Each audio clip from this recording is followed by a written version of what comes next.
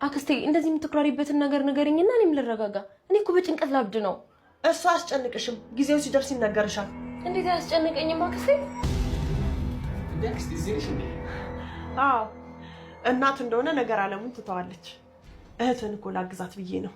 ሀና እኮ ስትመጣ መስራት ትችል ነበር። ዝም ብላችሁ ነው የተጨነቃችሁት። ምን ነው ራበህ እንዴ? እንደዛ ነገር ይኸው እየደረሰ ነው። ጠራሃለሁ። እሺ አክስቴ ተዋርደን ነበር እኮ።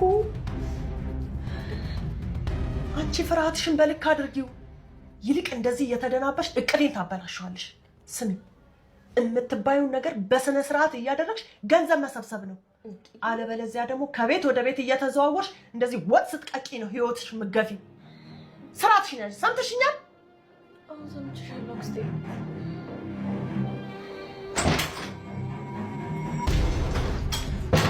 ወይ ግን አክስቴ ምን ይዛ ነው እንደዚህ ተረጋጋችሁ?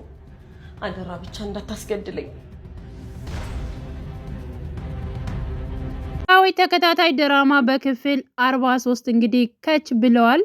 ክፍል 43 እንግዲህ ወይዘሮ ባዩሽ እንግዲህ ወደነ ሜላት ቤት በሄደችበት ሰዓት እንግዲህ ስትሄድ እርግብ ኩሽና እየተርመጠመጠች አግኝታታለች። እኔ ልጅ ኩኝ ብዬ አምጥቼሻለሁ እንጂ ኩሽናን ማን ውረሽ አለሽ?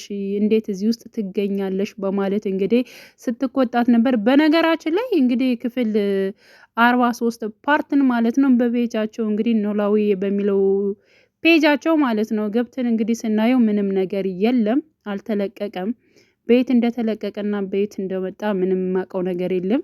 ግን ደግሞ የሆነ እኔ እንጃ እነሱን ፈልገው ለቀውት ይሁን ወይንስ ደግሞ አምልጧቸው ይሁን አይ ነው ብቻ እርግጠኛ አይደለሁም። ግን ቲክቶክ ላይ ነው ያገኘሁት እና ሙሉውን የት እንደተለቀቀና የት እንዳለ ብፈልግም እኔ አጥቻለሁ ማለት ነው። ውድ እንግዲህ ቤተሰቦች በሰዓታቸው ሁልጊዜ እንግዲህ በተለመደው ሰዓት እንግዲህ እኛም እንጠብቃለን እና አሁን ላይ ወይዘሮ ባዩሽ እጅግ በጣም እንግዲህ እርግብ በጣም ጎበዝ እንድትሆንና እንዲሁም ደግሞ መቀጠል እንዳለባት ነው እያስጠነቀቀቻት ያለችው።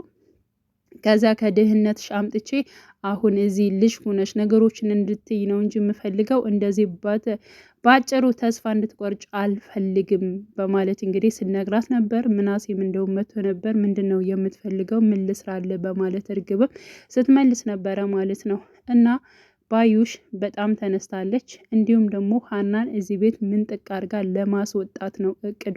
ይህ እቅዷ ይሳካላታል ወይንስ ደግሞ አይሳካላትም የሚለውን እንግዲህ ሁላችንም አብረን የምናየው ይሆናል። በእርግጠኝነት ያው ሀና እንድትወጣ ታደርጋለች። እንዲሁም ደግሞ የደኔ ምርመራውም እንዲቀያየርም ታደርገዋለች ማለት ነው። ያው ብር በመክፈልና እንግዲህ አንዳንድ ለብር እንትን የሚሉ አለ አይደል እውነትን የሚሸጡ ስላሉ ምናልባት እነሱን ልትጠቀም ትችላለች ብዬ አስባለሁኝ።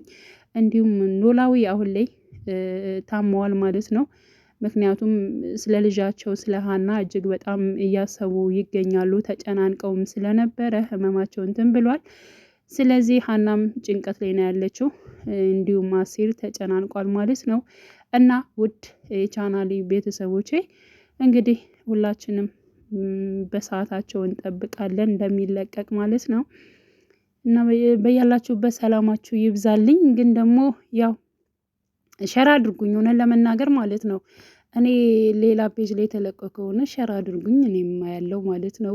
እና እኔ ያየሁትንም ያው ሸር ብያችኋለሁ። እንግዲህ በያላችሁበት ሰላማችሁ ይብዛልኝ። መልካም ጊዜ ተመኘውላችሁ። ለቤት አዲስ የሆናችሁ የደወል ምልክቱን በመጫን ቤተሰብ የሆኑ ነባር ቤተሰቦችም ስለምታበረታቱኝ እጅግ በጣም አመሰግናለሁ። መልካም ጊዜ ተመኘውላችሁ።